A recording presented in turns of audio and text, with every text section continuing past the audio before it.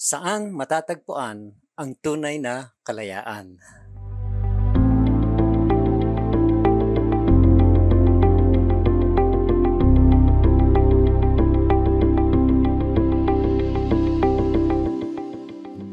Kamusta po kayo? Pastor Arnold po. Nais ko pong ibahagi ang topic na where can you find true freedom? Inilalarawan ng mundo ang kalayaan bilang isang buhay na walang anumang restriction.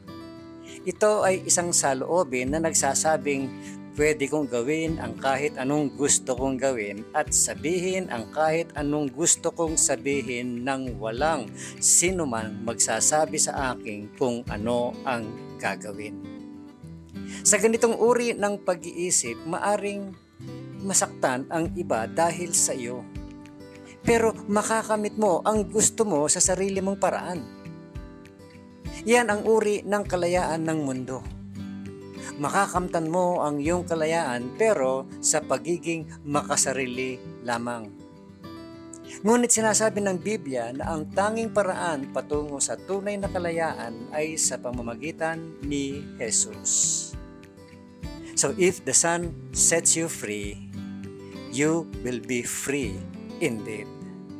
Mula po yan sa John chapter 8 verse 36 ng New International Version.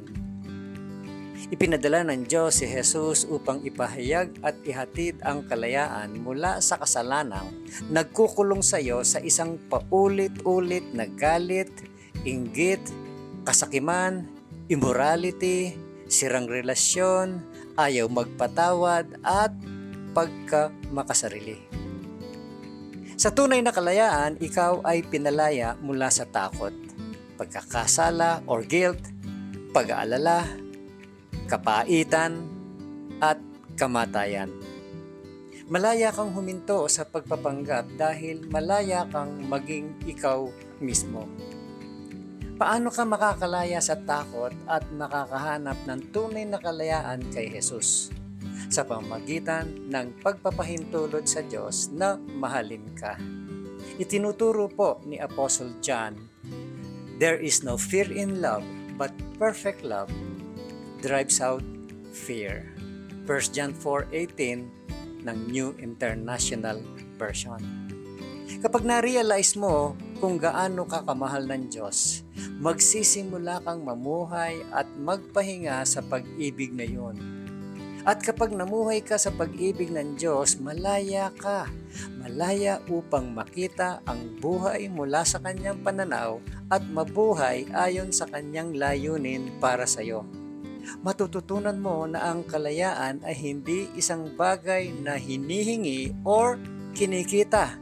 Ito ay isang kaloob mula sa Diyos. Sa katunayan, ang pamumuhay sa pag-ibig ng Diyos ay isang act of worship. Kapag tinanggap mo ang Diyos ay mapagmahal, mapag-alaga at mapagbigay at nagsimulang magtiwala sa pag-ibig na yon, sinasamba mo siya. Gaya ng sinabi sa 1 John 4:16.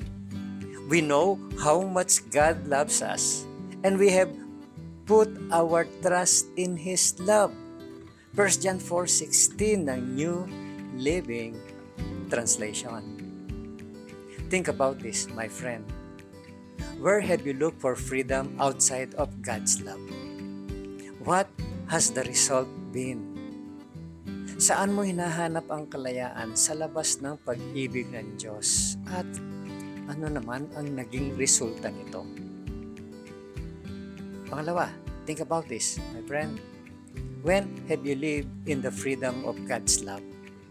What difference has that made in your life? Kailan ka namuhay sa kalayaan ng pag-ibig ng Diyos? Ano ang pagkakaiba or pagbabago ang ginawa nito sa iyong buhay? At ang panghuli, think about this.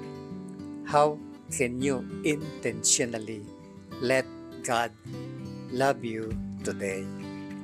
Paano mo sadyang hahayaan ang Diyos na mahalin ka ngayon?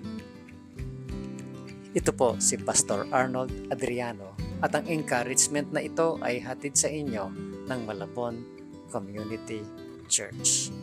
Have a great day, my friend. Huwag mong kakalimutan kung sino ang gumawa ng araw na ito.